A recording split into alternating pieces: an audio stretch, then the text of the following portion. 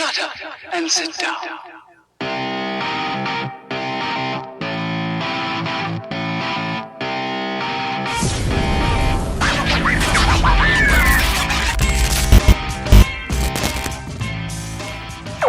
Welcome to the My Alpha Life podcast. I'm your host, John Champ George. My co-host, Dennis Gunnar Metzler. How you doing, my friend? Doing great, man. We got some good stuff to get into today. Yeah, we do. We got a special guest on the show today, David Archer. David, how you doing, my friend? I'm doing pretty damn well. How about yourself? Fantastic. Thanks for being here. We're going to jump into, we got a lot of exciting things to talk to you about that fits perfectly with the My Alpha Life podcast, with our culture, our clients, the things that we're trying to do, guiding and leading and helping men live a better, more fulfilled, happier life. That's really our goal. The whole deal with My Alpha Life is helping average men live above average lives, and clearly you're out spearheading that as well. So, one, thank you, and two, I'm excited to get into it and chat with you about it. For sure. Yeah, absolutely, man. Absolutely. So quickly, I want to read your bio here. David Archer, a lifelong lover of the arts and athletics. David engages the adventure of life through an impetus of passion and science. In recent years, David has found his purpose in coaching men to uncover a layer of life that most currently do not believe is possible. 1,000,000%. Through the critical frames of meditation, mentality, fitness, and fuel. Today is excited to continue building an online immersion mentorship known only as the Hero Body Project Acceleration Brotherhood. That's a mouthful. I get it. I get it. Let's talk about it. Like, what does that mean to you? Explain it. The title in particular, is that Please? what you're referring to? Yeah. Yeah, sure. So it's, I mean, it really just came of maybe the preamble statement here is that in terms of business and everything we do, like most every entrepreneur, and I'm sure you guys have experienced the same thing, what you do in large part is a reflection of who you are and who you aspire to become, right? So it's always a reflection of self. Yes, sir. So for me, after I stopped playing soccer in college, it was difficult for me to find a brotherhood, right? Like I didn't feel connected. I lost a bit of a sense of the natural competition that men need in life, I think. And the Hero Body Project is something else. Like, I mean, I was a studio art major for the first 2.5-3 years of college, where I majored in figures. And so I just learned to appreciate the human form in a very aesthetic, very kind of like golden ratio type of approach. And then I found myself, years later managing a team of competitors, physique, bikini, bodybuilding, and so much of what I've experienced up into this sort of vertex, this crux of like, what is my life about, is ultimately not just defending hope, which I'm sure we'll get into here in a minute, but helping men specifically create a physique that is inarguable, measurable, and something that cannot be taken away in terms of the work that's required and the life that they can live. So in short, yeah, the Hero Body Project is every young kid wants to be a superhero. Mm-hmm. And as we grow up, the dogma of the world usurps that authority and convinces us to live life less, convinces us to put down the excitement, right, and be completely just cerebral all the time. So that, along with, just my desire to be, in short, in a group, to have a brotherhood, that's where that potentially longer than necessary title came to fruition. Yeah, no. And I mean, I love the title because it nails a lot of things. And actually just in that, in that quick snippet that you just gave us explaining it, you nailed a lot of things that we could talk about for a very long time. Like we dive into these things Sure. In depth in the My Alpha Life community. So something we talk about, and this is in no particular order, I just am excited about a lot of the things that you just said, and that I know that the project is about. But we have core beliefs, right? We have core beliefs of things that men should do all men, every man should do, Hmm. and should have in their life and should strive and work very hard to be. For example, just physical fitness, right? Like I don't, obviously I don't want to pigeonhole what you're doing and just like, it's just physical fitness. It's not at all just physical fitness. Hmm. Neither are the things that we do, right? So, but physical fitness in general, I just want to touch on that topic for a second because I know both of you guys have a lot you can say about this. But when a man walks in a room and he's in shape, like the three of us, we're all in very good shape. We all lift, we all Hmm. eat healthy, we all are pushing our bodies and trying to you know be strong and fast and healthy and all the things, right? And those are for different reasons for different people. But but when a man walks in a room and he has a certain physique and he carries himself a certain way, that commands a certain respect within that 100%. within Yeah. that room, right? Yeah.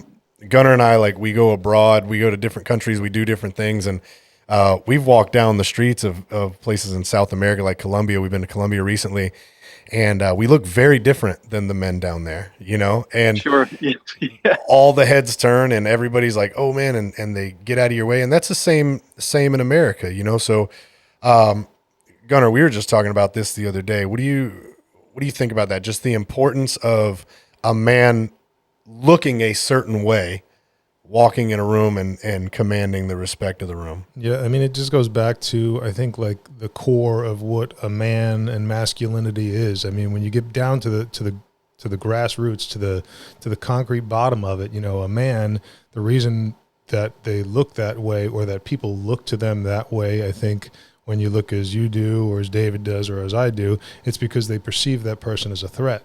And I mean, that is just like, that's biology, there so many things come into play when you perceive somebody as a threat. Well, you don't mess with that person. You stay away from their family. That man deserves a certain amount of respect.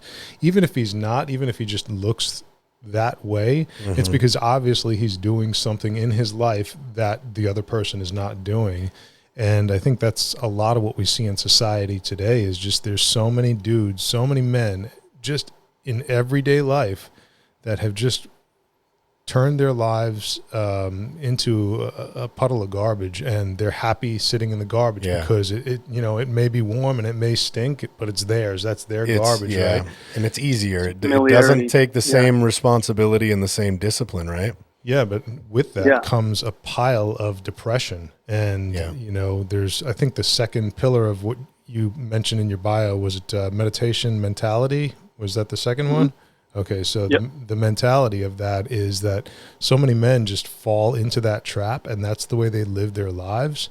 And our job, at least I see, and I know that John sees it, our job is to pull men out of that. And obviously you have the same views. Like, we have to get these men back to living happy, healthy lives. And really, I think the biggest part of that is mentality. Because if you don't have the right mentality, it doesn't matter. You're never going to get the right physical body that you need. It takes a certain amount of discipline. It takes a tremendous amount of discipline. I think that's also another key element. And I'm sure that you, David, you can speak quite a bit to that, because we've met in person. And I mean, obviously, no Diddy here, but you look great. You've got a great figure. Obviously, you've put some time and effort into that. So, I mean, it comes down to, I think, discipline, mentality, and then everything else falls after that. Sure. Just to kind of, man, you gave me a whole TED talk worth of prompts there. But yeah, I mean, just to kind of piggyback on what you said, man, like, and both of you guys, when you walk into a room, it's not just a physical presence, but it's at a very fundamental, like, reptilian brain. Can I kill this man? Can I survive? Right. And that's not necessarily for the sake of violence, but it's for resource preservation and acquisition. Right. Like, if I have not just myself, but then maybe you've got a family, you have a cohort, you have a tribe, right? Like, the fundamental is, can I do something to, at the minimum, maintain what we built and potentially expand? Right. And so that fundamental, especially now with all the red pill stuff going on, has been very much vilified and turned into a pseudonym that doesn't even fit, which is toxic masculinity. There is no such thing. There is no such thing as toxic masculinity.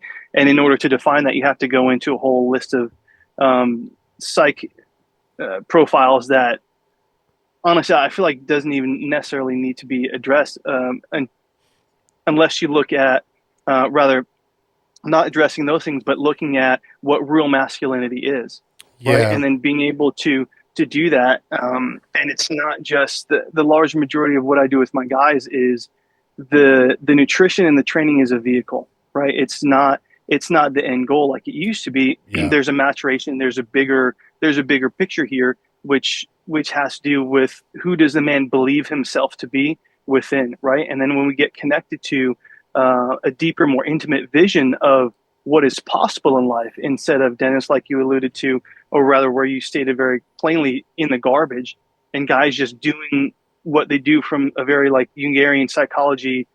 We wake up and we just do what we know, right? As opposed to challenging yourself in some way, shape, or form. Like it's that Venn diagram of just consistent overlap where you cannot separate the physical from the mental, from the emotional, from the food, but they all feed off of each other as well, right? And so it's interesting. The mentality piece of it is if I'm hearing you correctly, Dennis, it was more like mindset. Like, what frame are you stepping into your day with? Yeah, absolutely. Right?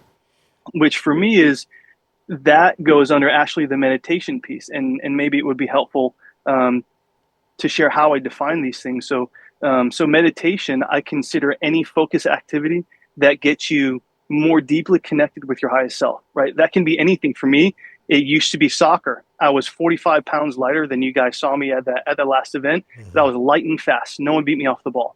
I was violent on the field, but I love finesse, right? That was the highest version of myself. But mentality, we define as any focused learning that's directly related to your next target outcome, right? And so now we start to incorporate measurables, but you don't get the mindset unless you swim in both of those hemispheres. You actually that's a perfect segue into the other thing that I was going to say, which is we don't sure, looking good is nice, right? Like for the average person, the average Joe listening, yeah, sure. Like if you look better, you get more respect. If you look better, women care more. They like you more. They are more attracted. They're whatever. You like yourself more, which is the more important thing. But it's not only that. It's find the purpose behind what you're training and what your nutrition and what your meditation and what all those things are going to do. For me, for example, being very honest, taking it way back to childhood, like all the listeners know, people know, a lot of abuse in my childhood. I got to a point, I was 13 years old, and I was like, this is not going to happen to me anymore. If I become a much more dangerous version of me, then this won't be able to happen anymore.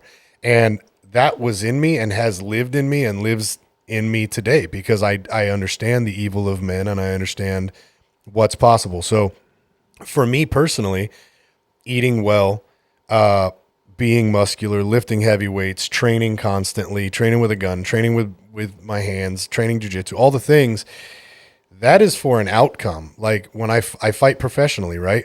I need to be able to pick full-grown trained men up, slam them on their head, and then beat them into submission. That has to happen. Well, they're very good at what they do. They train too. They lift too, right? So I need to be better. I need to do the thing better. Gunnar and I go out and we're tracking down fugitives and taking them to jail, and they don't want to go. So they're going to put up a fight, and we need to be able to physically dominate those individuals and do what we need to do. So there's a very real, and for you at that time, it was soccer, right? For Gunnar at one time, it was something else. And for me at one time, it was something else. But getting these men to understand that it all comes full circle, but it's all about your drive, your purpose. What is the desired outcome, like you just touched on a minute ago? Sure. And then the mentality and it's everything. It's the mentality. It's the steps that you're taking. It's the meditation. It's all of it coming together for what your desired outcome is. And for the average man, it's just to live a better life, right? So how do you navigate that with your clients, David? With, say you got like the three of us are an exception, right? Like our jobs are exceptional to the average person's job and the way that they make a living. So you have a 45-year-old insurance salesman, and he's living the life that Gunnar described, and he's wildly unhappy, right? And his marriage is failing, and his fitness is not at all where it needs to be, and all those things. Mm-hmm. What is your take on what is your how do you get that guy to find that inner drive and what his end goal is? The short answer is make him look in the darkness, right? Is that, well, not make him, right? Because you can't make somebody do anything, but sure. You can create a space. You can create what I call theater of the mind, an internal environment that will allow a man to step into a place where he's ready to receive the permission he already has to look at the parts of his life that he thinks maybe aren't so shiny. And typically, if a guy is self-aware enough, and it doesn't take much in my experience, but if a guy is self-aware enough, he already knows he's in pain. He already knows he wakes up and drags his feet to the bathroom to take a piss. He's not excited about anything. He can feel it in his physical body. He can hear it in the way that he speaks. So in short, I just offer a very candid, very real, relevant conversation with men, and meet them where they are. Some guys are ready to hear a message. Some guys are barely acknowledging that life is nowhere near what they were put on this planet to be. Mm-hmm. And eventually it's a very long kind of seductive mental process that will allow a man to matriculate from where he is into the seat of the hero inside the cinema of his own hero's journey. Right. Because ultimately that's what we're all seeking. And when you look at Joseph Campbell and what he wrote about the hero's journey, when you look at the 12 phases, when you look at if someone's into the chakras, that stuff matches up. If someone's into genetic coding, it all matches up. If someone is into contemporary positive or even like shadow self psychology, all that stuff adds up. So it really is a bit of an equation. And if a guy is open to it, and that's part of it, right? A guy has to be open to the possibility. Right. If he's open to it, then I can sit down and have a conversation with the guy and say, listen, here's where you are. And this is him telling me this, right? Like I'm asking the questions. Sure. Maybe he shares, maybe he doesn't. But it's ultimately, he'll describe to me, he'll take me on the journey. Here's where he is. Here's where he wants to be. He steps into those old feelings that hurt, the shit that he's holding on to that's making his shoulders burn like hell because he refuses to put it down, versus feeling into the feelings that are not real yet, but will be once he achieves that state. And then the hardest part, and we've all experienced this. Like I always use the example of going to the movies, like there's a character, like we've all experienced it. There's a character, they're like, that dude is me. Like, holy, they read my journal, like, or the scenario or something resonates with you so deeply that it is inarguable and you are on the edge of your seat. It changes how you feel in your body, in your stomach, in your chest, like your eyes don't blink, the whole thing. And then what happens at the end of the movie, you got to go back to real life. Yeah. And for a lot of guys, that is excruciating. Right. And so to be able to paint that picture for a man and bring him to a place where he's at least ready to acknowledge some shit has got to change. Doesn't matter what he does. Like I've been on calls with guys before where it turns out my program isn't a good fit, but I can refer them to somebody else, or I can put them in my free group or something, but it puts them in a place where the pain of their current reality is greater than the fear of the unknown. Yeah. And that's when things start. Yeah. It seems like that's, one of the biggest challenges is to get people to realize, or men to realize that, hey, there is an issue, and then to accept it and then say, yeah, I got to make a change here. And that is probably one of the biggest challenges. But then once you get past that, then it's, okay, I'm going to dedicate myself to making this change and being better. And then they go back to their everyday average life, where there's so many temptations and so many assaults on them. I mean, it's constant. You could just step outside your door and drive down the road, whether it's, food all the fast food out there, all the drugs and the alcohol that are available to society. Different men have different addictions to porn and whatever it is that is holding them back and keeping them from that. I think one of the other things that you touched on was having a brotherhood and making sure that you have somebody there who can support you, because this journey is not hard. When you've been living so long in one way of life and you haven't been able to change it, and to fall back into those other traps that you've been in your whole life is so easy unless you have a brother next to you or a community of men who are going to call you out and say, hey, no, that's bullshit. You need to stop that. Men who are keeping each other honest. So I think that is another huge part, having that massive tribe. Yeah. Without that, there's very few men, I think, that are actually going to make it through a journey like this. Yeah. And it's, and part of it is, just call it the standard operating procedure. It's part of the protocol, right? And doing essentially, if we were kind of look at a potential new client, if I onboard something as part of just an administrative piece of it, like, okay, here's all the things that we would want to check, all these boxes that would help him not only cultivate a thriving internal environment, but also an external environment, Brotherhood being a large part of that will allow him to continue to win despite the old narrative or the old identity or whatever else was coming up, right? As he allows those parts of him to slough off and die in order to make way for the new. So, but the Brotherhood is, if we're talking about percentages of impact, right? Yeah. Having a Brotherhood, changing your physical environment is incredibly underrated, right? And just doing those things that will put you in a position of not uncomfortable just for the sake of uncomfortability, although there is a lot of value to that, and in my opinion, a necessity. But just discovering more about yourself.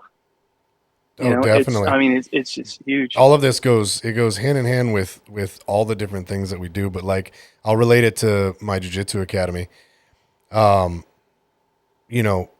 Everybody knows, like, and I'm going to hold my students accountable. If you don't show up, you're going to hear about it, right? I might give you a day or two, whatever, but you don't show up 3-4 days in a week, somebody is going to call you, because there's a social element to it too, right? Like, you end up caring about each other. Hey man, what's going on? You haven't been here.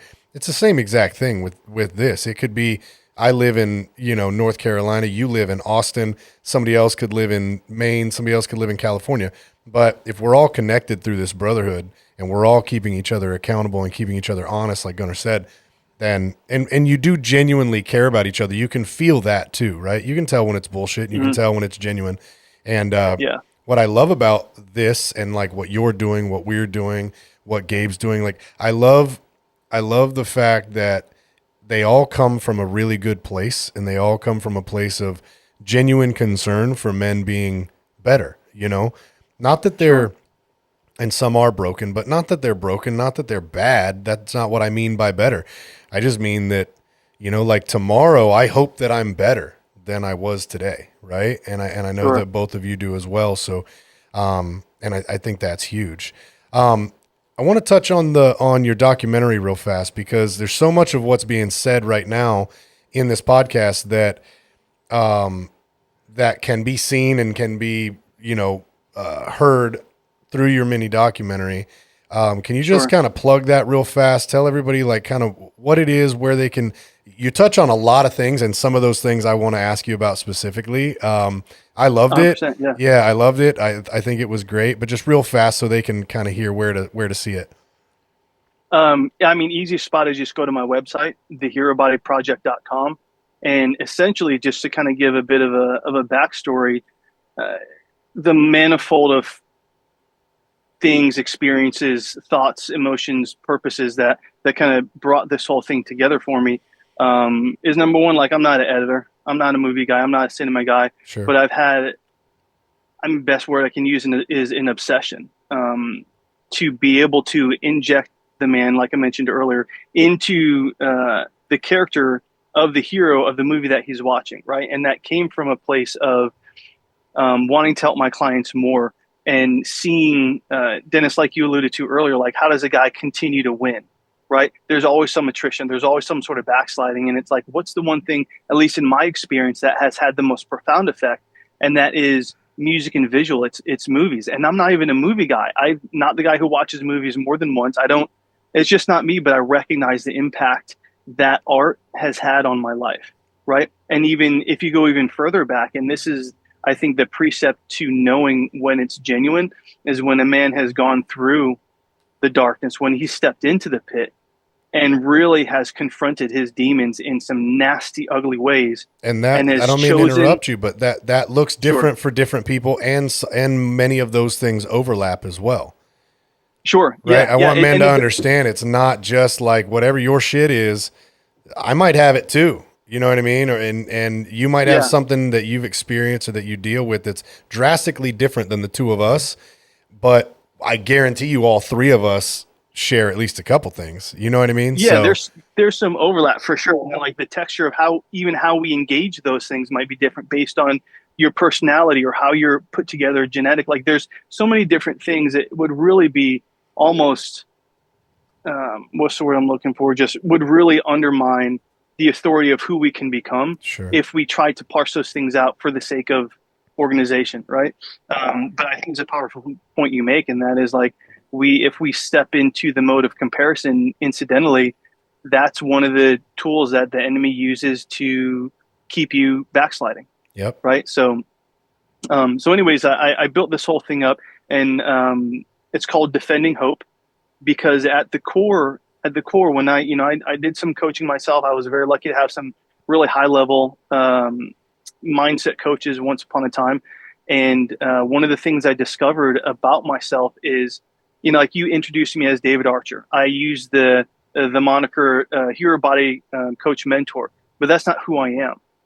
On this planet, the reason why I'm on this earth is to defend hope. I am a defender of hope and a conduit to love and possibility for men who are on the edge, right? And so when I know that about myself at the most rooted, fundamental, basic, nuclear level, then that allows me to show up as that man in every single domain of my life. Mm. And that's the core, that's the purpose. That's what I always hope to offer to the men who are bold enough to step into that fear, which we all know is a mile wide but only 1 inch deep. For sure. So that's what I hoped to inspire with the mini documentaries, to inspire men to action, whatever that might look like.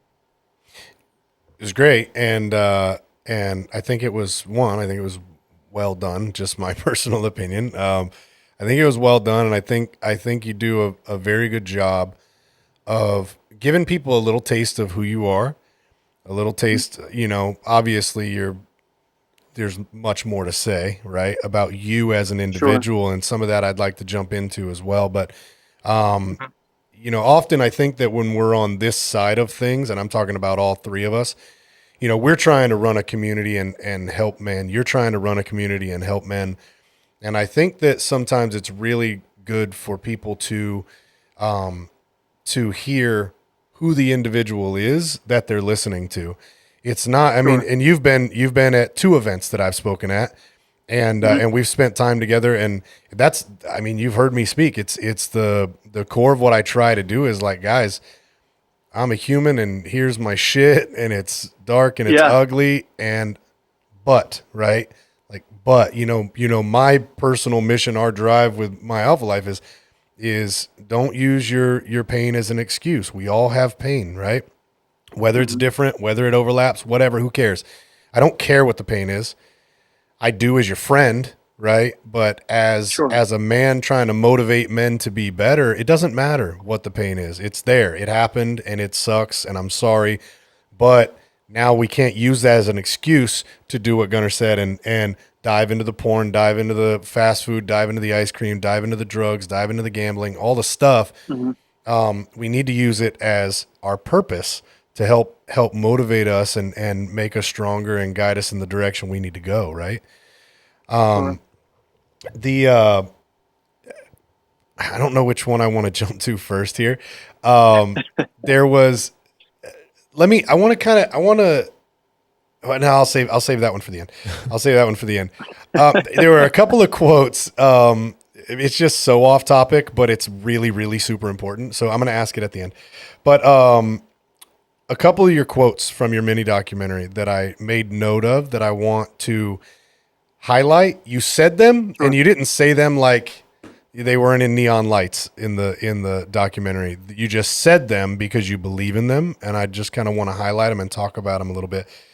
One is, and you touched on this a minute ago, change only happens through pain, which is a literal quote that I've used in talking to men as well, because that is accurate. It's the same thing in addiction. It's the same thing they say in like AA and any of the addiction things. Like, you got to hit rock bottom, right? We've all heard that. Well, that goes for being 300 pounds too. That goes for being, depressed and sad and all the things. So change only happens through pain. I'd like to hear from both of you kind of what does that mean to you? Obviously, I know what it means to me. The general person knows what it means in general, but what does it mean to you, and why is it so strong and important? You want to go first, David? Sure. Yeah. And I'll try to keep it short because I have a tendency to be long-winded. So do I. Long-winded on this one. So oddly enough, my epiphanial moment with this came from studying cellular biology. We have this thing called an action potential in terms of muscles working, cells doing a process or whatever the case is. And so oftentimes that can be represented as what I learned as not like neurological pain, but a pain at the cellular level. And of course, that can be extrapolated to our life experiences, right? And so I would say, again, the best kind of high level example would just be what we talked about already, which is when the guy watches essentially himself, the personal resonation he feels with that character in the movie. And there's the buildup, there's a crescendo, there's even before the guy's in the ordinary world, and there's a call to adventure, refusal of the call for personal reasons, meeting the mentor, and then finally he goes through that first threshold where he steps into the new world, and it's test enemies and allies, and then there's like the darkest cave where he goes in, and there's always some sort of dragon there, right, which he thinks is going to kill him, but it turns out to be a message. And so there's this whole journey that he takes, and we get sucked into that. And then coming back to real life is the real pain. And that's when, John, as you alluded to, that's when the sedation, the misdirection, the distraction, all those ill-fated coping mechanisms we use keep us off path. And the pain, I think, comes in, I mean, any change requires pain, but also awareness cognitively is always the first step, right? And so it's that moment when the unavoidable intersection of your reality, like the collective, whoever's in pain, that reality and the pain hits. So, right. And so, sorry, go ahead. No, I didn't mean to interrupt you. I like that analogy just for kind of the layman. If you're watching this movie and you're like literally, I'm picturing as you're talking, I'm picturing literally sitting in a theater, I'm watching an action movie and there's a hero and you kind of live vicariously through this figure, right? Through this character. And you're like, man, I could be that guy. I could whatever. And then the credits roll and reality hits you that you're not that guy because you don't look like him. You don't act like him. You don't make the decisions that guy makes. You don't eat like him. You don't train like him. Right? Is that kind of what you're saying? Is the reality of 100%. I am so much less than that guy. Yeah. And but you could be. Interesting part, you could be, but the interesting part is like it's so fantastical. We can justify that. Yeah. Okay. It's acting. It's a script. Like there's millions of dollars poured into this thing to give me as a viewer this experience. But why? Right. Why would they want to have the experience if it wasn't something that God didn't already put inside of me? Yeah.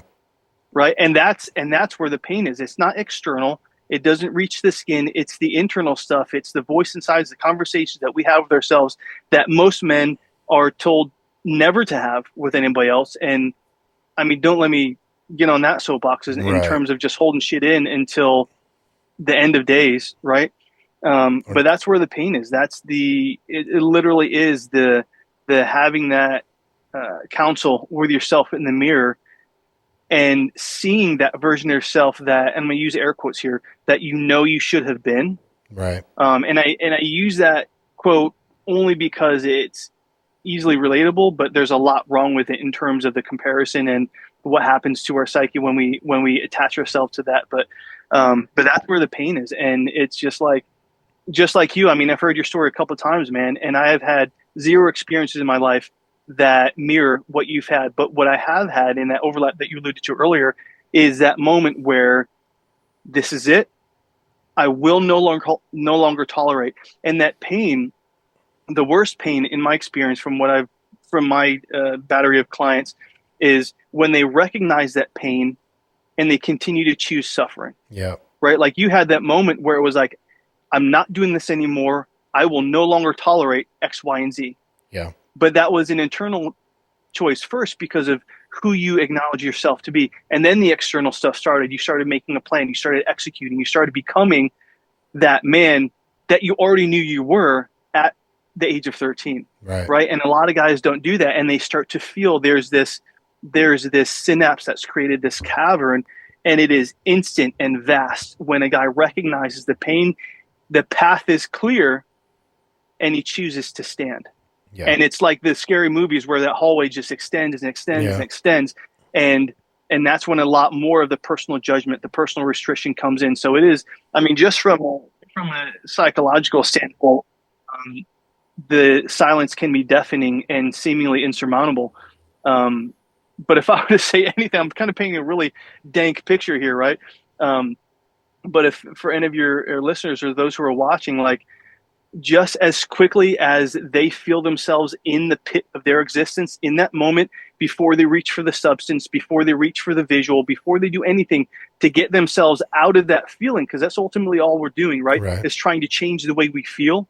In that moment, recognize that as quickly as you were there, you can just as quickly teleport yourself to a place that is a stark opposite of that.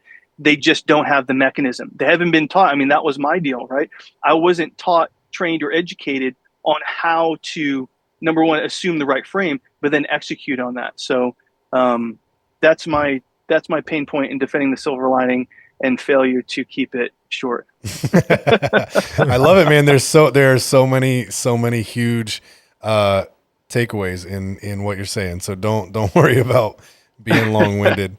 Yeah, and you say you're painting a dank picture, but I mean, that's really the reality for so many dudes out there. Just so many guys live that reality every day. And one of the things you said, you're not going to get on your soapbox and talk about how men stuff their pain down. I mean, but I think I'll talk about that. I'll get on my soapbox about that because, that's something that I've done quite a bit my entire life. And I know a lot of other guys do that. We're taught, like, keep it inside. You're a man, You don't let that stuff out. You deal with it on your own. You deal with it on your own time. And I think that leads men down a path, and this may be a little graphic for some, but it leads you down a path where you do that for so long and you struggle and you suffer and you internalize and you bring all that stuff inside and hold it inside to where a guy eventually doesn't have an outlet and they choose the path of suicide. And I've seen that in my life. Sure. I know you've seen that in your life. So it's got to be talked about. It's got to be let out. You can't keep stuffing that stuff down. I think you say one of the things you say is turn your pain into passion, but a lot of guys can't bring that pain to passion because they're trapped by that trauma. They don't face that trauma. They don't acknowledge what happened in their life. Maybe it was something that happened when they were a child and something that they never dealt with fully, but it's something that they relive every single day of their life, and that leads them down the path of addiction or overeating or addictions to porn or drugs and alcohol, whatever, and leads them into that life where they're just not living to their full potential. So they've got to face that trauma, and they can't change except by going through the pain, by looking it in the eye, like you said, looking in the mirror, facing yourself in the mirror, facing those demons down, and then really figuring out what way to deal with that, because it's obviously for those men, they have not dealt with it by themselves. They haven't dealt with it adequately by themselves, and it's led them to the point where they are in life right now. I know you said, and you've been talking a lot about film and how you're a lover of the arts and everything, and you started talking about the hero's journey, and I mean, a lot of those things resonate with me because I don't watch a lot of films, but when I see a film like that, One of the ones that came to mind was Castaway, and I'm sure you've seen that with Tom Hanks. And you talk ages ago, yeah. I mean, you talk about the hero's journey, and you talk about a man who suffers and who goes through pain and who loses everything in his life, and he's at the brink of suffering, and he's ready to end his life. And then what happens at the end? He gets on that boat, and his makeshift boat, and sails past the breakers, and gets found by a ship, and then gets back to life. But that's only because he took the steps to build the raft. Right. There are huge metaphors in that movie. It's massive. I love that you brought that movie up. Yeah, I mean, maybe I need to rewatch it, because it's been probably since the year it came out. Okay, well, you get that hero's journey picture out in your hand, and you watch that movie, and you'll see every one of those points hit on that. Where he's down at the depths, and he comes all the way back. But just the failure. So I mean, when you talk about him getting off that island, and every time he gets out with that raft and he hits those breakers and they tumble him and they send him back, and it's just continually trying. And I mean, that's guys' lives, so many guys in life, they hit those breakers and they get thrown back to the shore, and they go, well, I guess this is where I'm supposed to live, in this tiny little island of suffering. And it's it's literally a man on his own island of suffering, and there's so many guys out there right now. They go to their 9 to 5, they're sitting at their desk.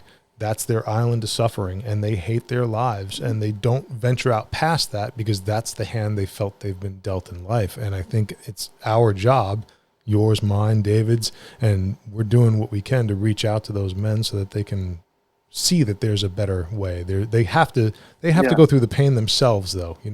It's nothing that you can hold their hand through. They have to be able to fight through that pain themselves. And then once they get through that pain, then you join them, and then bring them back to the reality of life and the best version of themselves that you said that they can be.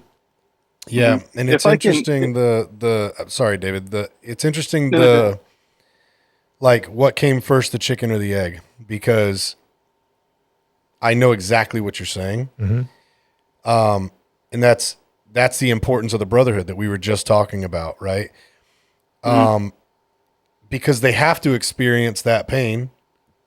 Change only happens through pain, right? That's what we just talked about. They have to hit rock bottom. They have to hit the point where, okay, fucking enough's enough. I'm not doing it anymore. I'm not going to accept it anymore. So they're out there on that island at the 9 to 5 or whatever they're doing. They're doing their thing all alone. The brotherhood is there, right? But they don't care. It doesn't matter until it matters. Does that make sense to you? It's it has to matter to them. They have to finally get to the point of, okay, enough is enough, and I need to fix this. And then that's when that brotherhood really comes in.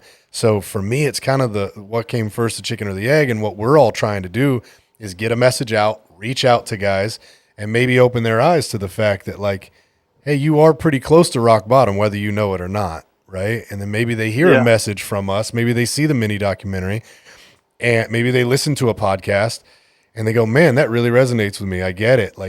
Maybe there's something more I can do here. Right. And then maybe that opens the door. Or maybe it just falls on deaf ears. They come across the My Alpha Life podcast. They just keep it moving until, a year and a half from now, they're just wildly unhappy, and then go out searching for help on their own. Yeah, the awareness, the readiness, right?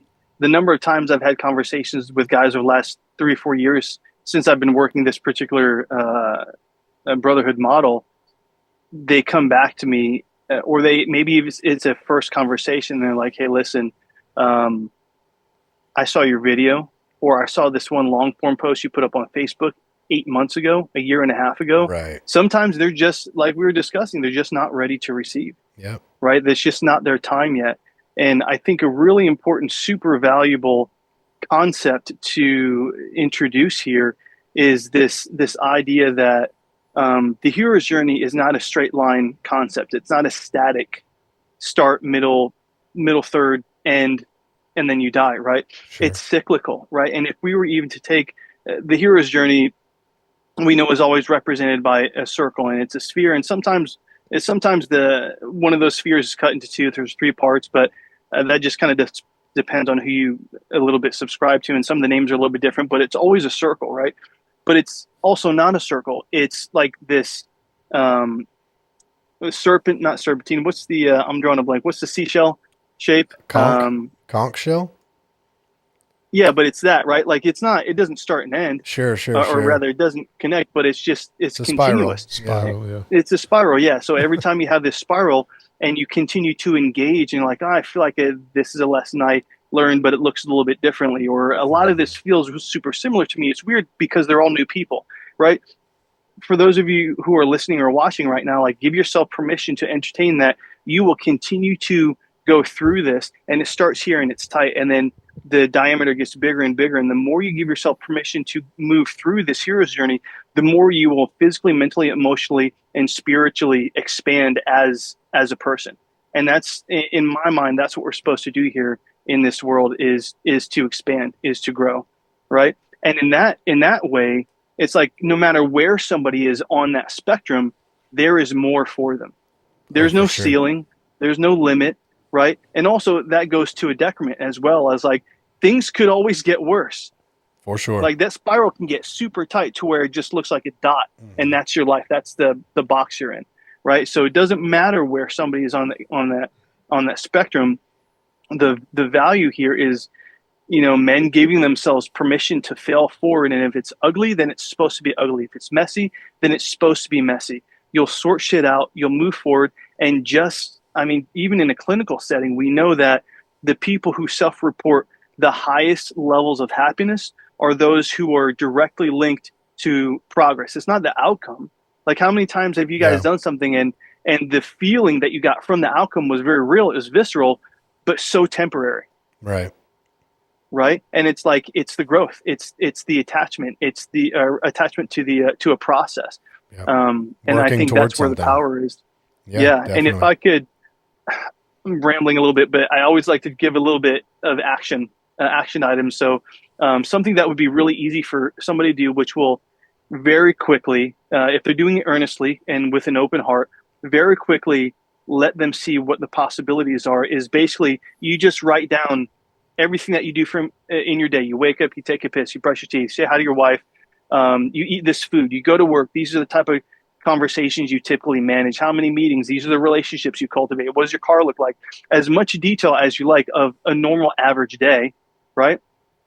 And then you put on your imagination cap, and this part takes a little bit of time, and you write down your ideal day, like what would be perfect to you. And it has to be from a place of zero personal restriction, zero judgment. Money doesn't matter. Location doesn't matter. Like this is your make-believe narrative, whatever you want it to be. What would actually make you happy? What would actually make you happy? Then you go back. You go back to that first one.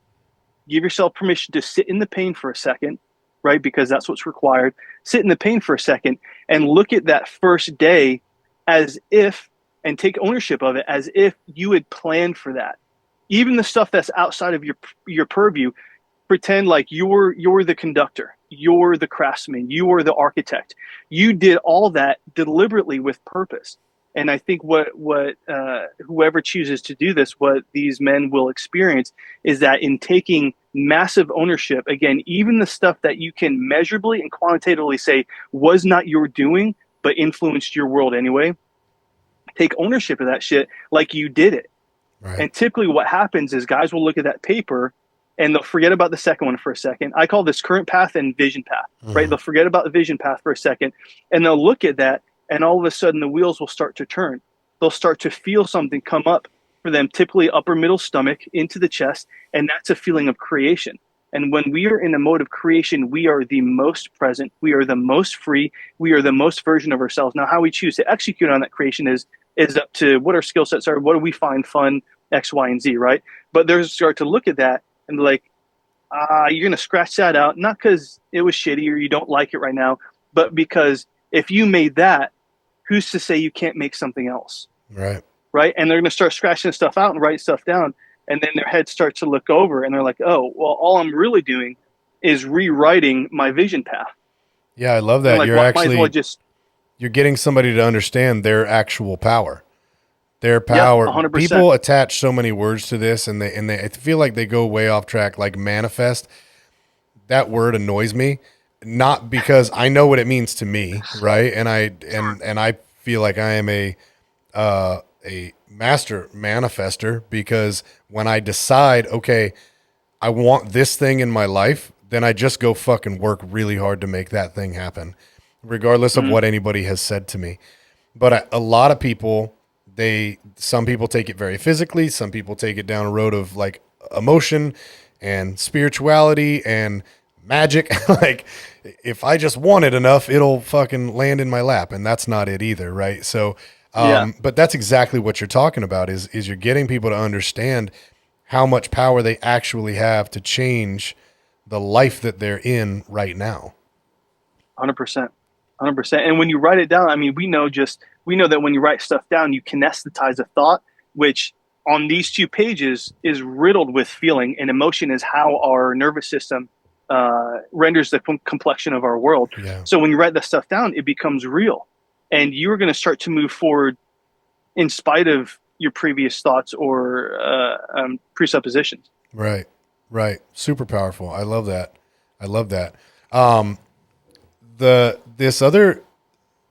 This other quote, and I feel like this ties in, and it touches on, you touched on this earlier in this podcast, but one of those quotes is, it's about who I was coded to be at birth, which I think is obviously super powerful. And there are a lot of things to talk about with that.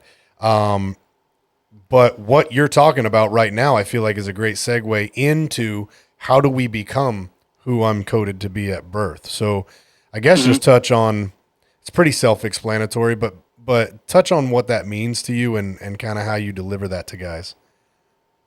What does it mean to me? I mean, it means living authentically. It means stepping into my power, just in awareness, right? And of course that comes through being more present, which happens naturally when I'm authentic to who I am. I mean, it's just this snowball effect, right? Sure. And so it's easy to say, oh, I know who I am. I know how I'll show up. I am a defender of hope in one texture, in my business, in one texture, how I communicate with people on a podcast, in another texture, how I am with my lady in the bedroom, in another texture, how I am with my finances, right? Like, so all of that allows me to be more me every day than I was the day before. You put it earlier, and you say, well, I hope I'm better than I was yesterday, right? That's a representation of who you are at the most deep sense. Right. Now, how do guys do that? So much of it, man, is, I don't like the term putting the ego aside. What I do like is acknowledging the ego for the thing that got you where you are now, because it helped you survive. It helped you get this far, right? But the ego isn't the enemy. The ego is the thing that was designed, like from a very visceral, physical context. It's the thing that's designed to keep you alive, right? Now, the question is, how can we upgrade that operating system? How can we get that design to get you not just to survive, but to thrive and flourish?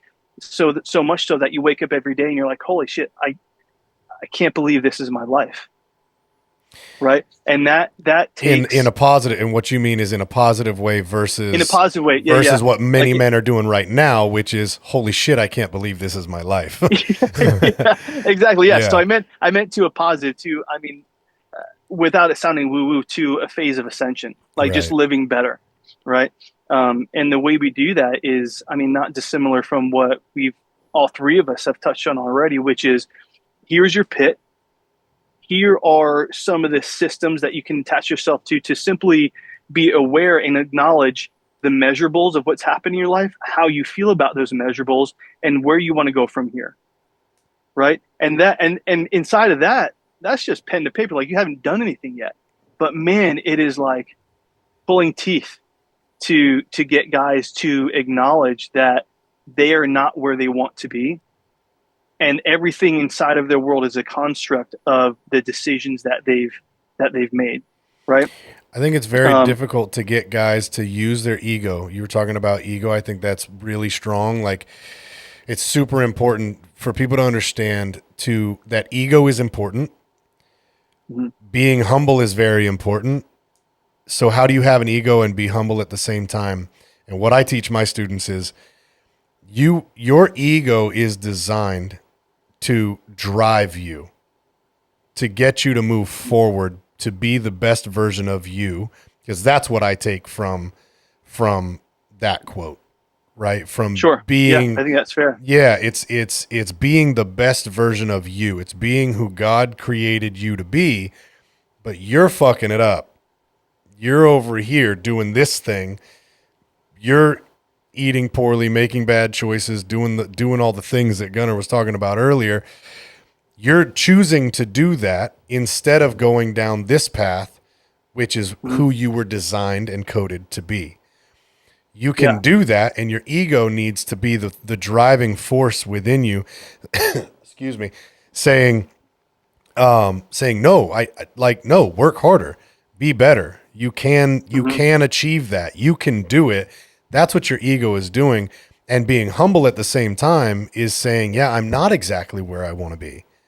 You know, I know many people. This is definitely not a brag at all. Many people would love to be where the three of us are. Many people would love to be where the three of us are. And all three of us are not happy with where we are, right? I mean, we're working real hard, man. I'm working so hard to be better tomorrow than I am today and 10 years from now and so on. And so that's how you have ego and have drive. That's people need to understand. That's what your ego is for. I feel like men do it in reverse often. They let their ego make excuses for why they're not where they are. I've heard fat people say, we live in the South, right? There's a lot of fat people in the South. I have heard fat people say, like they kind of brag about it. You know what I mean? Like, oh, they're happy. They boast as if they're happy about it, right? Mm-hmm. And they're very clearly not. If they had a choice, be where you are or be not that, be more fit, be healthier, be more attractive, whatever you want to attach to that, they would choose the other one. But instead of using their ego to drive them in that direction, because it's hard, because it means you do have to look in the mirror, you do have to look in the darkness, you do have to get in that pit that you're talking about. Instead of doing that, that's hard. That hurts my feelings. I don't like how that makes me feel. I don't like what that's going to require out of me. So instead, I'm going to keep doing this over here, and I'm going to boast about it, and my ego is going to make excuses for me and make it seem like I'm okay with that. Right? And that drives me crazy. Well, it's because I think it's, and I'm going to fill in some blanks here, but I think it's because you've been through it and you see the technique, right? Like I'm going to put it to you this way. I think this would be a great example for the listeners who know you well. And the multiple belts and like your aptitude and everything on the mat. I wrestled a little bit with my little brother in high school. I was primary soccer in, but I came from a wrestling family. My dad was a USHA Greco-Roman and freestyle champion. Like I learned how to move my body a little bit. Right. And compared to the average person, even unpracticed, I could probably keep myself alive. Sure. But if you and I were to roll together, I'd 10 seconds, I'm done. Right. Even at my best. Right. And so I think the stark contrast. I don't know. I think you got more than 10 seconds, David. Okay. He'd give you 12. But I mean, I got you. The contrast is really what I'm after. Yeah.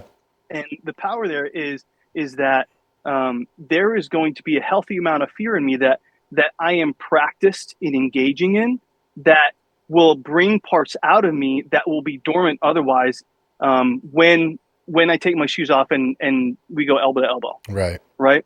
But without that, it doesn't happen. And I would compare you and I kind of looking at this from the side of having been there, done that in terms of engaging the fear, recognizing that it's one of my favorite quotes lately, that it's a mile wide and an inch deep, is that the overall is like, it's not that bad. You can do it. We can see them doing it. But in their world, the fear is the worst thing ever. And so they will continue to make choices. They will continue to engage with people and develop it to the negative. All the things that we talked about doing in a positive way, we will do that to a negative to build an entire world around that fear to protect it And every time somebody threatens that fear, or in less terms, threatens their perception of the world, they'll say, well, look at all the proof. You're wrong because I have proof. There are things that I can measure that say you are wrong, right? And so to be able to inception, like I have 4 phases to a year-long program that I promote.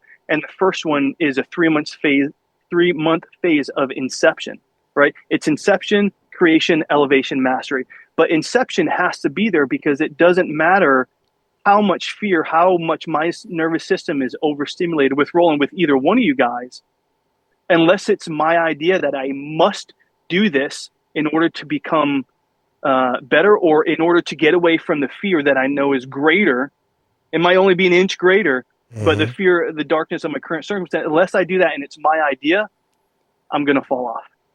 It's not going to work. You know, metaphorically and literally, it goes hand in hand with what you touched on earlier.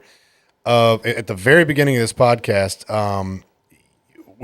you mentioned something. I don't remember exactly how you worded it, but basically the adventure that men need, like a competition. Competition and achievement, right? And what you were just talking about a minute ago with like the journey. We preach a lot that men need. You got to keep the edge sharp, right? Physically, mentally, emotionally, all those things. And if you're not doing things to better yourself and scare yourself, you're doing it wrong. I firmly believe that. Now, that the levels are different for different people. Like what is extreme for you might not be the same for me, might not be the same for Gunnar. However, whatever that is for your level, I think that it's very important that you keep pushing that. Envelope. I'll use Sunday, just a couple days ago. So I ride bulls. First time I ever rode a bull was with Gunnar, and we did it literally as what we're talking about. It was. We know, like, yeah, I've fought professionally for many, many years. He's a retired law enforcement officer. We've both been shot at. We both shot people. We've both, like, lots of things, right? Lots of, like, adrenaline. You're scared. You got to keep your focus, all the things, right? And after you experience that for an extended period of time, you get kind of dull to things, right? And you need to keep the edge, and you need to, make sure you're still alive. You know what I mean? Make sure you're checking the pulse a little bit. And so we talked about it. We were like, man, let's go. We're going to go get on a bull. Neither of us had ridden a bull. We're going to go get on a bull. Why not? Why not? So it's $10. And again, like I'm saying, like, it's like $10. it's not maybe that's extreme for a lot of people. I'm not blind to that. But we did it. It was awesome. Whether, regardless of the outcome, it was awesome because we did the thing, I had a good buddy. He asked me when I told him, like, yeah, we're going to go ride a bull. And he was like, why? And he just could not wrap his brain around it. And he's talking, he didn't mean to like be super negative, but he was being super negative, And and at the end of that, he asked me again, he's like, why would you do that, dude? And I was like, because of your response right now. Because I know that you won't. I know that the average man won't. So I'm going to. Because I don't want to be average. And the look on his face was like, oh shit. That it kind of got him. And I wasn't trying. It's inarguable. Yeah. I wasn't trying to be offensive, but that's the reality. Like, I don't want to be average. I don't want to be on your side of this conversation and say out loud and admit I'm afraid of X. Not that I wasn't afraid to get on the back of a 1,500-pound animal, but that's the difference. If there's no fear, there's no courage, right? And that is exactly in everything in your life, whether it's something like that or whether it's,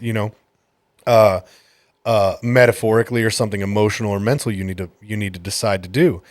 So then so I went on. I've been riding bulls now I've ridden many bulls now. Like, I'm in double digits of riding bulls. We went on Sunday. Gunnar was like, he's like, yeah, I'm not really feeling riding them, but I do want to fight them. like, and fighting them being, I don't know. I mean, you live right there in Texas, so you probably know, but like a cowboy's riding the bull, he comes off, and then there are the 3 cowboys that get in there, and they're kind of cowboy protection, right? They're moving around, distracting the bull, protecting the bull rider once he comes off. Okay. Super dangerous, really, really intense, position to be in and thing to do. And you're not getting on one bull, like the other night I got on one bull. Well, he got out there. He was there the whole time. Hours, yeah. Every bull that comes out of the chute, he's responsible. So, and again, not that guys listening need to go out and start riding bulls, but you do need to push yourself, and you do need to find that thing that you're afraid of, exactly like you're talking about. If you and I were to fight each other, you immediately going into that would be like, okay, I really need to pay attention here. I need to like focus. I need to, and that's 100%. The feeling that men avoid. I feel like they avoid the hard things. Metaphorically, they avoid the hard decisions and things like that. Like, as a man, you really need to find that driving thing in your life that helps you to remember that you're alive. Yeah. And here's the subversive part of it, is that as men, we think of engaging, especially with other men, or the fantastical idea of like, okay, what if it was a small bear and they declaw it? Like, what could I really underhook that thing? And then they're kind of like ridgeback. I don't know, but it's that sort of thing that we think of. And the real demons are the things that don't seem so scary to engage. They're easy. They're the things that suffocate. They're the things like gluttony. They're the things like poison. They're the things like judging other people. They're the things, and all the stuff that don't seem like they're scary up front, because it doesn't cause that stress hormone response at catecholamine intersection to dump norepinephrine and adrenaline. And so we don't associate it with that. But for some guys, and I'm just kind of using that as a segue, for some guys, wake up in the morning and fixing their bed and making sure their room is clean is scary, because it's directly linked to a fear of them. One of my favorite speakers, Brendan Burchard, is famous for knowing for saying, at the end of life, we have to answer the questions: did I live, did I love, and did I matter? Right. And those are always linked to some core wound. They're always linked to some life event, some trauma that's unresolved and will continue to express in ways that you don't even realize until maybe you're at the end of it. But yeah, I mean, I think it's important to iterate that the fear doesn't have to be the thing that gives you the adrenaline dump. Now, there's a load of value to that, and can really, in a number of different ways, can compact the time frame it takes for you to go from, I don't know, like a level 10 to a level 20, instead of the small stuff, 11, 12, 13, 14. It takes time. So I think both are a necessity, but the sneaky stuff that slips in, that drips in, is probably some of the biggest killer, I think. Well, that's exactly what you were saying, Gunnar, earlier, with the guys that are just living in the garbage. And this is a couple different things, but like on a spiritual level, like the devil doesn't present himself as the devil, right? The devil's not going to show up and go, hey, I'm the devil, because then you're not going to do the thing, right? The devil's going to show up as gambling, as porn, as food, as laziness, as all the things that you were talking about earlier. Yeah, and it's all conditioning, right? I mean, that's the way society is these days. Men are conditioned to be a certain way by their parents and then by their environment. So whether it's nurture or nature or emotion or environment, I mean, everybody's conditioned to be a certain way. And like your friend, you were saying, why are you going to go ride a bull? I don't get it. It's because you won't do it. Well, I mean, that response right there, like, why wouldn't he do that? It's because of conditioning, because he's so comfortable in his average, everyday, mundane, drawn-out life that, he can go to his fridge and grab a snack and go sit down on the couch and watch TV and be the same guy he is today that he is tomorrow, and do the same routine that he is doing today that he's going to do tomorrow. And it's just easier.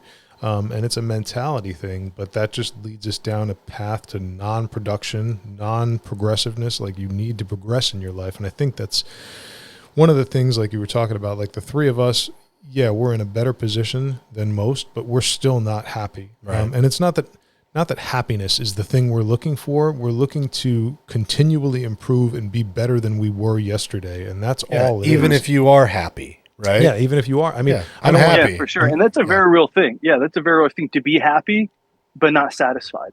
Right. Yes. Right. And that's not a bad thing. And I think people might take that as being a bad thing, or you're never satisfied in life. And it's because I think certain people, I think everybody, like when you're talking about living, or you were coded to be a certain way. I think we're all coded to be a certain way, but we get conditioned into living a certain way that we forget about that coding. But if you get back to the primitive roots of the thing, like every man who's born wants to progress. You want to do something. You need to move. Like you need to create something. You need to be a better individual. You need to contribute to society. Like, are you going to matter? Well, are you going to matter by sitting on your couch every day? No, you're not. People are going to look past you, and your name, you die 2 times. Once when you die, and then the last time when somebody says your name for the last time. Yeah. I don't want to be that person. I know you don't want to be that person. You want to leave an imprint on this world by doing the things that you're doing, and maybe it's just by helping other men to realize that their lives can be better and they can contribute to society. But without that mindset, without that being ingrained in you, or without you touching that, like finding it in your brain and going, okay, I'm going to touch that thing. I like that. I remember what that feels like. Now it's time to go after that full steam ahead. For sure. Instead of just tucking it back away and going, I'm going to sit on my couch now because this is comfortable. Yeah. And go ahead, David. Sorry. I was just agreeing, but I mean, I think it's worth mentioning rather, that, when we talk about like not being satisfied, we agreed earlier that as men, one of the things we do is protect, provide, preserve. We like resource acquisition, no matter what it is. But I think in terms of satisfaction, it's not about what can we gain, but more in terms of, I think, Dennis, what you were talking about, which is legacy. And that's, legacy isn't what we consume, it's what we set in motion. Right. And so during our time on this planet, if we can set something in motion that outlasts our physical death, so that no one ever stops saying our name, right? That's massive. And that's helping. Right? That's helping people. Man, what better can you do? And you touched on a really powerful point, and it's a perfect segue into the last topic I wanted to bring up, because obviously it affected your life in a great deal. I know that it's affected both of ours as well.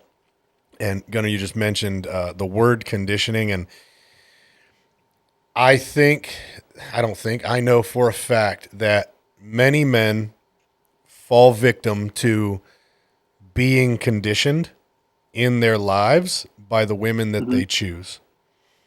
I think that one of the most important decisions that you will ever make in your life as a man is the woman that you have in your life. And I'm not talking about you married them, you didn't marry them. I don't give a shit whether you married them or not. If they're in your life and they impact your emotions, your brain, your heart, your decisions, some women will motivate you and help you, and they will be an asset, and some women will stop you and pull you.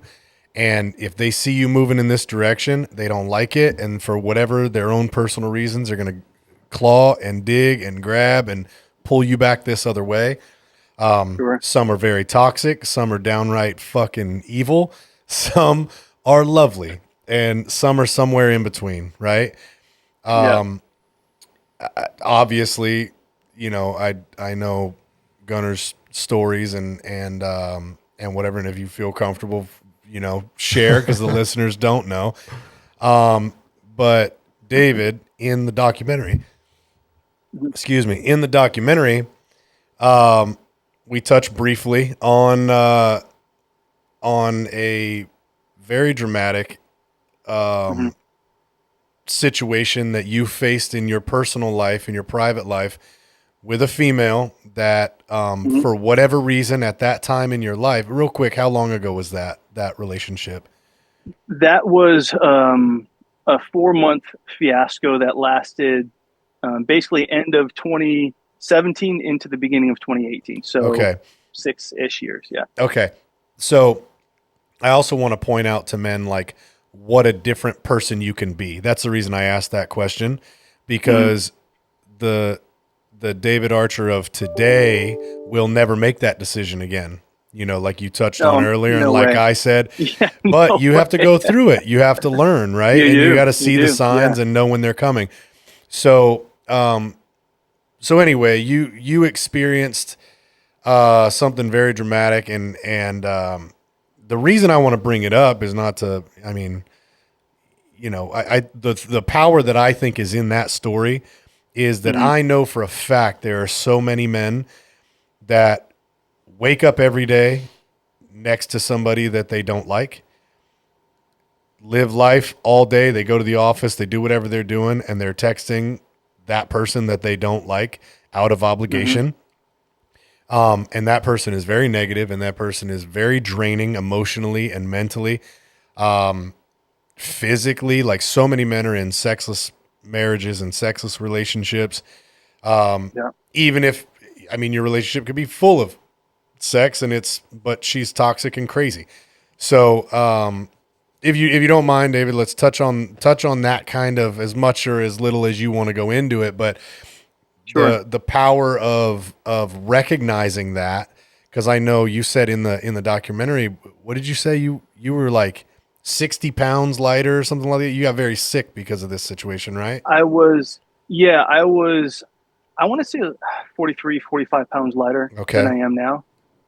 And I'm not a huge dude by any stretch of the imagination. Like, I walk around at about a 190. Yeah, you're not a 250 pound fellow. So exactly. Yeah. So I didn't have 45 pounds to lose, but I did it. So I guess a couple of important frames to that is that was part of my story. Like, it's essentially, my business started as a fitness business. Right now, it's obviously matured into something much more impactful. But for the longest time, man, it was a part of my story that I saw as a deficit. It was a pain, not that it was super painful to think of, but it was just one of those things I simply didn't want other men to know about me. Right. That you had kind of fallen into this negative relationship. And I would even rephrase, because in most men's circles, at least the old school, right? And I think we've all experienced this. If I say, well, I fell into, that's zero responsibility, zero ownership, and I'm bitch made forever. Sure. Right? Like, that's just the nomenclature, the terminology.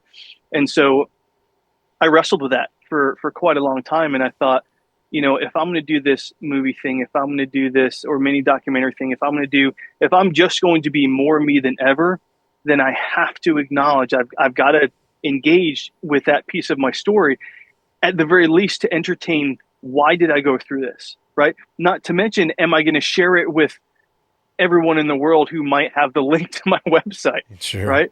And so the reason why I put it in there is for the same reason, John, that you mentioned, is that I feel like it's a very powerful piece. Now, do I talk about relationships with my coaching? No. Do I have a decent knowledge in relationships and how to cultivate them? Yeah, I sure as shit do now, right? But I don't have like a masculinity side to my business, although that happens to be one of the things that's coming out. And that wouldn't have happened if I didn't just release this piece of me. Basically, for me, number one, creating this mini documentary was incredibly cathartic and allowed me to put some things down. Guys, I was excited when I made this thing. I wept sometimes. I don't want to say violently, but just releasing that sort of pain creates a different type of physical emotion in a man that a lot of guys will hear me say and see me as the lesser, only to acknowledge later on in life that it was a reflection of the fear that they had to engage in that fear themselves, right? And so I felt like, even in lieu of just spending so much time thinking about it, like, why am I'm just holding on to this thing? My shoulders are fucking tired, David. Just put this shit down. And the way I had to do it was through sharing. And when I did it, I kind of stepped back, I wiped my eyes, came out of the bubble, and I sat it down for a couple of days, and I looked at it and realized, yeah, it's powerful, because it doesn't just speak to vulnerability, which is where real power starts, but it speaks to the fact that there are an overwhelming number of men who suffer this way, that don't have a voice. There's a lot of, I used to think that my scenario was really specific and hyper acute, given the psych eval that she had and the fact that she was not even a citizen of the U.S., living on multiple social security numbers. Guys, a list of stuff that I could give to you in that form of time frame would well, maybe for you guys it wouldn't blow your mind because you see some of this stuff. We see it on all a daily the basis. time, yeah. Yeah, but the average guy, yes. The average guy, and the depth of it was like I didn't want to tell anybody because it just felt like fabrication. So real fast, I don't mean to interrupt you, but for the listeners that have not seen the documentary yet, and obviously, guys, like all the listeners are going to go, they're going to check it out. They're going to check out your website after this. We're going to plug everything, but just give them a quick little taste of what you mean. Like, what is the story? What obviously we know. Sorry. They're just like, there's a crazy bitch, and you know what I mean. So long story short, I died a lot, over dieted, and excuse me, got to a place where I did fall into what I consider a malnourished state of depression. I mean, I share a little bit of this. Lost the relationship I was in, things weren't going well, and basically I was one of, I think, 7 or 8 confirmed men that this woman was hunting on dating apps at the time. But the thing that I pulled out of it was that, I mean, I'm a guy, I used to very, very openly wear my heart on my sleeve, right? Which isn't a deficit, but just, something I think we have to temper as men. Right. Sure. And so that's what happened is I got in a relationship with this woman, and, long story short, I allowed her to, basically grow and proliferate emotional and mental cancer in my life. And at the end of the day, she was arrested. I left her in jail for 3 days and started piecing my life back together. So she brought a ton of drama and toxic behavior. I mean, unbelievable. And the worst part was, like, I'm the guy who doesn't, like, I don't give up on relationships. Like, I am inside of that description of Defender of Hope is an intimate lover.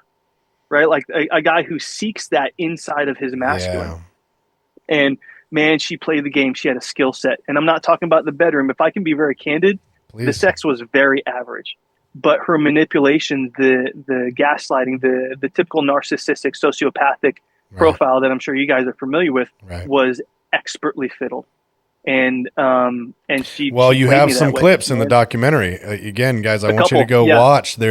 There's some really powerful clips in there of, I mean, I watched the documentary. I heard, obviously you're recording and you kind of are transported into that moment.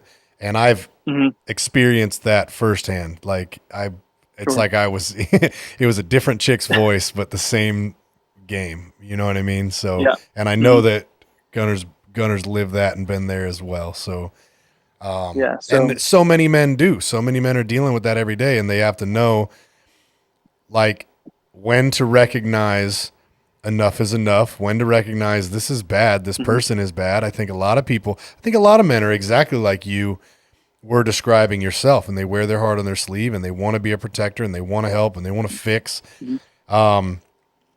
And you see flaws in this person, and you're like, man, I can fix them, I can help them, right? But not if they don't want to be helped, and not if that's their whole game, right? Yeah, and I mean, your situation is. Go ahead. Sorry, Dennis. I was just gonna bring some levity. It's a joke my dad tells sometimes, and he's like a family life trauma counselor, things like that. And he tells jokes 1,000 times till I get sick of it. But the one that I always remember is, how many psychologists does it take to change a light bulb? How many? Only one, but the light bulb has got to want to change. Yeah, that's a good one. Yeah, your situation is from what you described, that relationship. It wasn't really a relationship. I mean, maybe you thought it was a relationship, but it's very, I don't want to say unique, but it was rare because of the type of individual you are, wearing your heart on your sleeve, like you said, wanting to fix everybody. And she was a predator.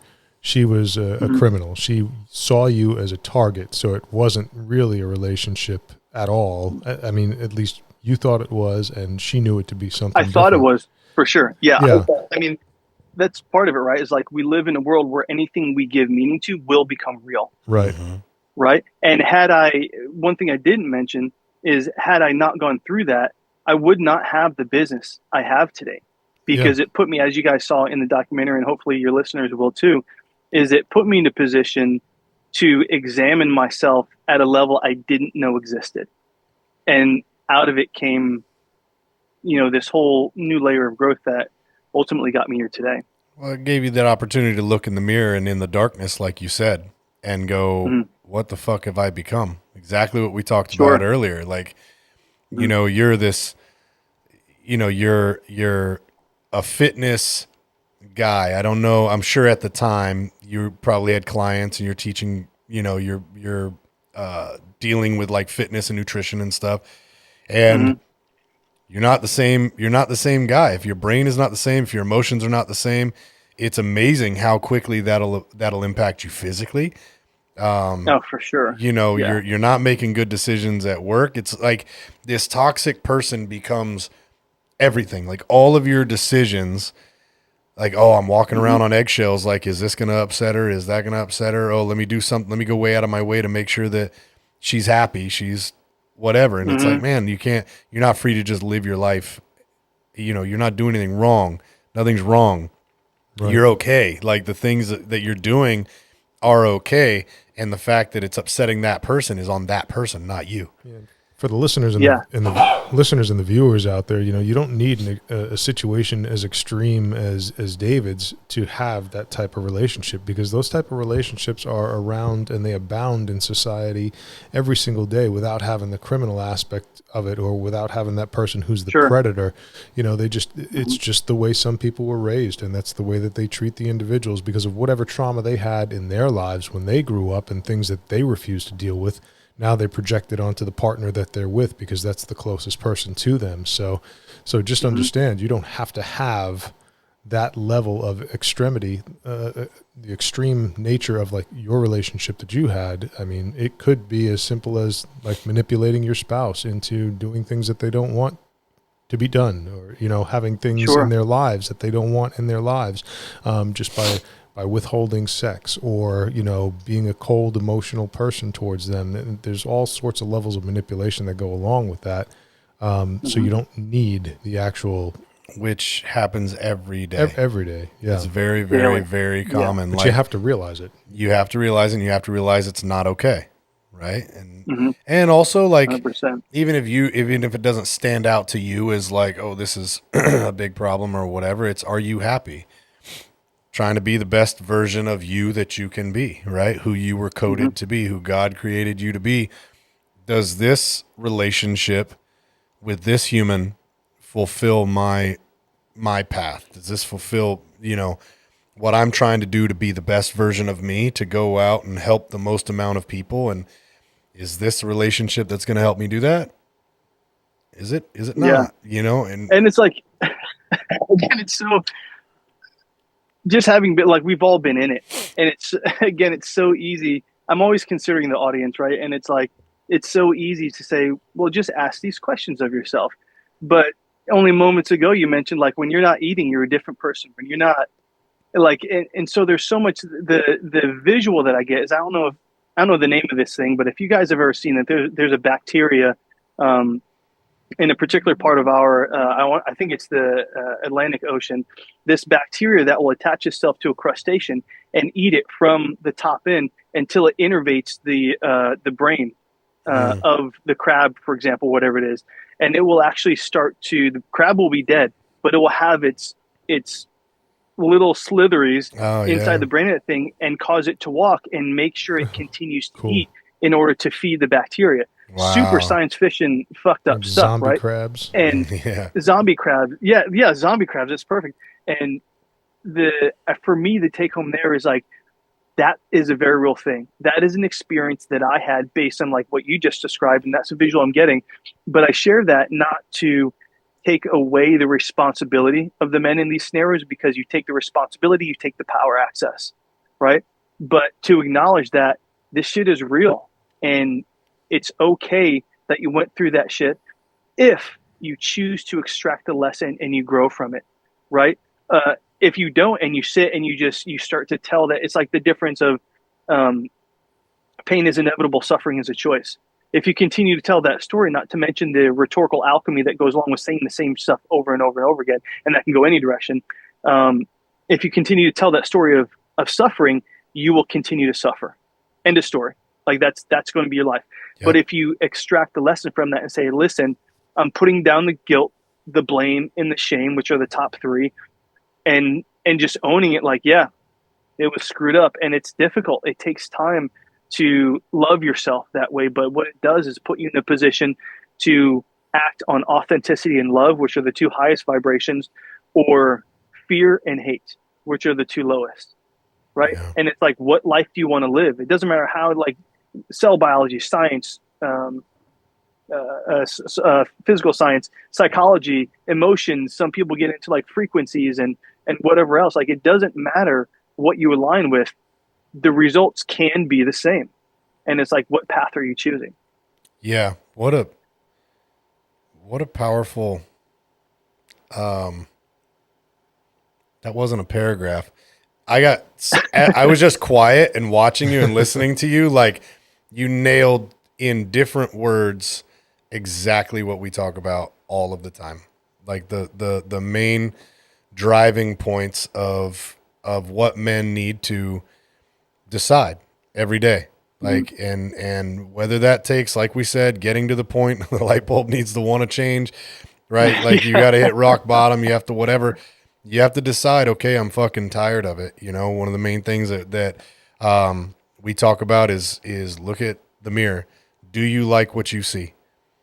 Mm-hmm. If the answer is no, and the answer should be, yeah, I like some of these things, but if I'm being honest, some of these things over here I really don't like. Okay, then it's time to do some fucking work, right? Sure. And that's uncomfortable, and people don't like that. But I do like it. I got to a point, and I try to get men to a point where you should like it, because we're all human. We all make mistakes. We're all imperfect. But you should like recognizing, I don't really like that piece, because I'm now on a journey of fixing that piece, and I will fix that piece of me. I don't like it. It doesn't look good. It doesn't fit me, and it doesn't fit who I want to be. So I'm gonna work hard, and I'm gonna fucking fix it. Yeah, you know, something that I came up in my head last night, and I don't know why, and now I know why. You were in the military, I was in the military, and the police department. You know, you got the term "embrace the suck." Yeah. You know, embrace the suck, and everybody kind of joked around about that. Yeah, just embrace the suck. No, I mean, it actually means something here. You know, you embrace it because you know that that's the pain. You get through that pain, and on the other side of that pain is a better person, is a better individual that you're supposed to be. Yeah. You know, and that popped up in my head last night, and here we are talking about embracing the suck, and, like, you know, acknowledging it, knowing it's there, embracing it, getting through it, and becoming better. I mean, that's what being a man is all about. If a real man, yeah. Yeah. Fantastic. David, thank you, sir. Yeah. For sure. Yeah. And I appreciate your time. I appreciate, you being candid and honest and vulnerable, not only, with us, but in the documentary. Again, guys, I want you to go out and check it out. TheHeroBodyProject.com is David's website. Plug anything else you'd like to plug, my friend. What do you got? Man, I think as a fundamental, if there's anything somebody takes away, it's like, if someone's in the pit, just like, it doesn't have to be this way. You are literally one decision away from living better. How powerful! Bottom line. How powerful! Fantastic, my friend. Thank you. As always, guys, you only have one life. Make it an alpha life. We'll see you on the next one. Thank you, gentlemen.